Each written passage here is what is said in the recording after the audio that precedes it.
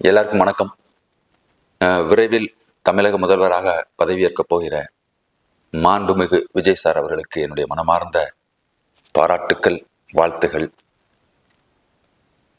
ஒரு சில கருத்துக்களை உங்களோடு பகிர்ந்துக்கணும் ஆசைதான். ஆனால் யதார்த்த உண்மை, கண்டிப்பாக இந்த வீடியோ நீங்க பார்க்க போறது கிடையாது. உங்களை நாங்கள் சந்திக்கிறது மிக கடினம். இந்த வீடியோக்கள் மூலமாகவாது இந்த மக்களிடம் போய் சேரட்டுமே பார்க்குற சில கருத்துக்கள். நிச்சயமாக நான் ஒரு உண்மை சொல்றேன். பொதுவாக நான் உண்மை சொல்லிதான் எனக்கு பழக்கம். உங்களுக்கு நான் ஓட்டு போடலை. ஏன்னா நான் பொதுவாக கட்சிகள் பார்த்து ஓட்டு போடுறதில்லை. நான் எப்பயுமே என் தொகுதிக்கு எனக்கான வேட்பாளர் யார் என்று பார்த்து தான் நான் ஓட்டே போடுவேன். அதான் என்னுடைய நடைமுறை. அப்கோர்ஸ் உண்மை சொல்லணும்னா அவங்க வேட்பாளர் ஓட்டு கேட்டு கூட வந்ததில்லை. யாருன்னு எனக்கு தெரியாது. ஒருவேளை கேட்டிருந்தால் இருந்தாலும் இந்த மக்களுடைய சாமானிய மக்களுடைய குரலாக அவர்கள் என்ன உங்களிடம் சொல்ல வேண்டும் என்று நினைக்கிறார்களோ அந்த கருத்தை என் மூலமாக உங்கள்ட்ட நான் சொல்ல நினைக்கிறேன். இந்த வீடியோ மூலமாக 3 விஷயம் முக்கியமா உங்களை முதலில் பாராட்டணும். முதல்ல பிளஸ் சொல்லிடுவோமே, பாராட்டுற மனம் திறந்து பாராட்ட வேண்டும். ஏனென்று சொன்னால் ஒற்றை ஆளாக இருந்தீர்கள். 2 மாபெரும் கட்சிகள். அந்த ஒவ்வொரு கட்சியும் பார்த்தீங்கன்னா மிகப்பெரிய கூட்டணி. பல கட்சிகளை ஒருங்கிணைத்த கூட்டணியோட மோத தனி ஒரு ஆளாக நின்று இன்னைக்கு ஆட்சி அரியணையில் ஏறுகிறீர்களே என்றால் அது உண்மையிலே அசாத்தியமான உங்களுடைய அந்த விஷயத்துக்காக நான் பாராட்ட தெரிவிக்கணும், வாழ்த்து தெரிவிக்கணுங்க. ஒன்று.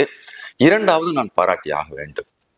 ஏன் அப்படின்னா, ஒரு தமிழக வரலாற்றிலே ஒரு அரசியல் கட்சி தலைவராக இருந்து எலெக்ஷனுக்கு முன்னாடி டிக்ளேர் பண்றீங்க, என்னுடன் என் கருத்தியலுக்கு ஒத்து வரக்கூடிய யார் வேண்டுமானாலும் கூட்டணி சேரலாம், கூட்டணி மந்திரி சபை தான், உங்கள் அத்தனை பேருக்குமே என்னுடைய அரசியல் பங்களிப்பை கொடுப்பேன் என்று பகிரங்கமாக சொன்ன ஒரே அரசியல் தலைமை நீங்கள் தான்.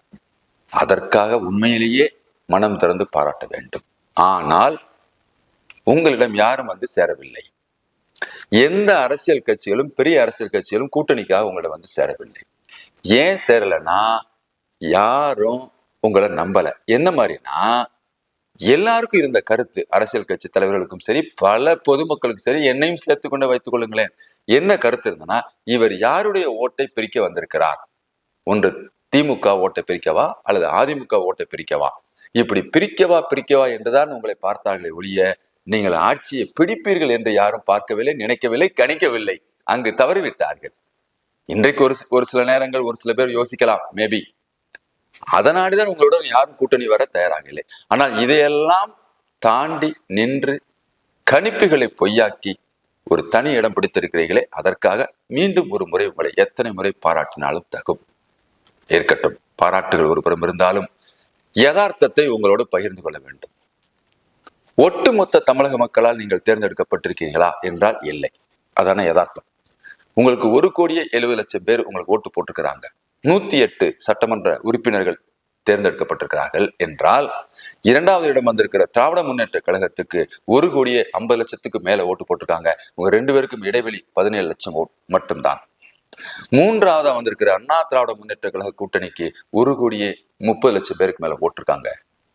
ஆக நீங்கள் வேண்டும் என்று போட்டவர்கள் 1,70,00,000 மேல என்றால், வேண்டாம் என்று போட்டவர்கள் 2,80,00,000 மேல. அப்படி பார்த்தால் பெரும்பான்மை வேண்டாம் என்று போட்டவர்கள் தான் என்கிற யதார்த்தத்தையும் உணர வேண்டும்.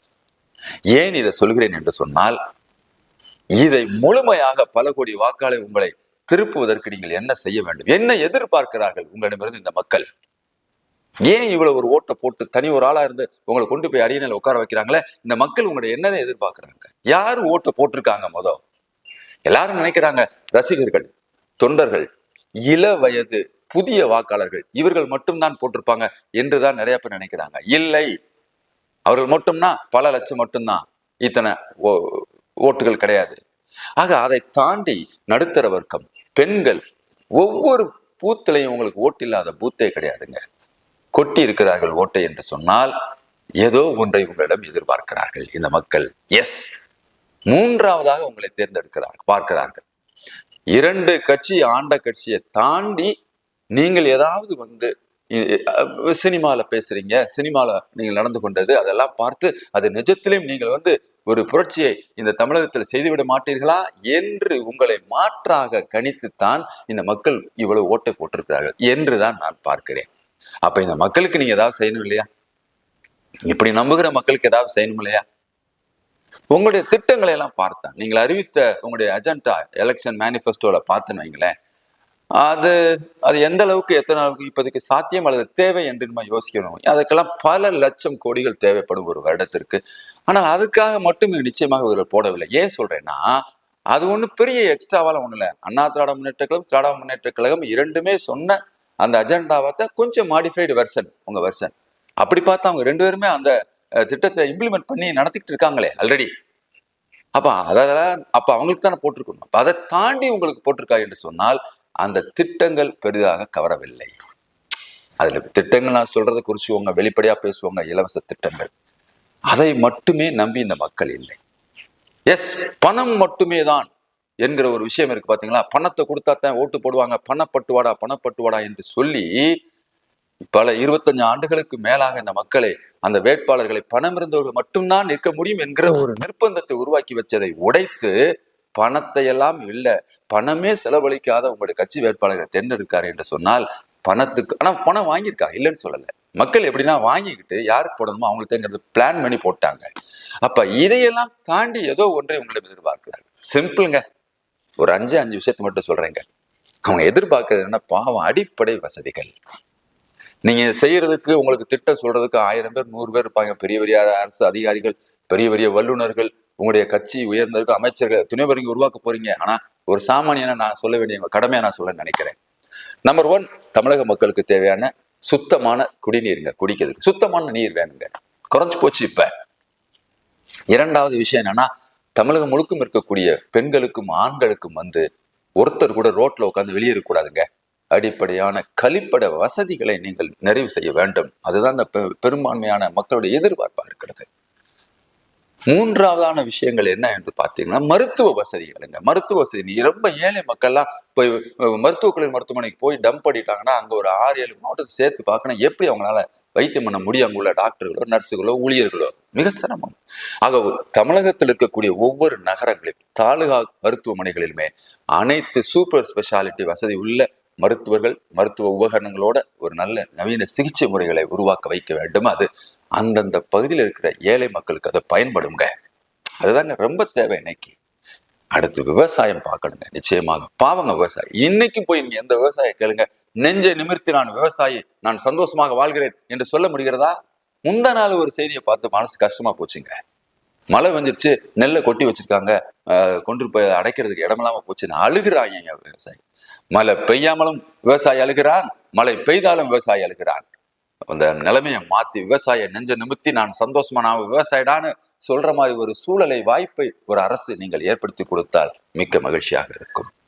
இளைஞர்களுக்கான கல்விக்குள்ள அரசியல் வேணான்னு பாக்குறேன். அரசியல் புகுத்தாத கல்விக்கூடங்கள், கல்வியோட சிஸ்டம்ஸ். என்னுடைய அரசு பள்ளி மாணவர்களுக்கும் தனியார் பள்ளிக்கு இணையாக தரமான கல்வி, உயர்தர கல்வி கிடைக்கணுங்க. அவன் உயர் படிப்புக்கு போகிற போல சிரமப்படுறாங்க. யதார்த்தத்தை சொல்றேங்க.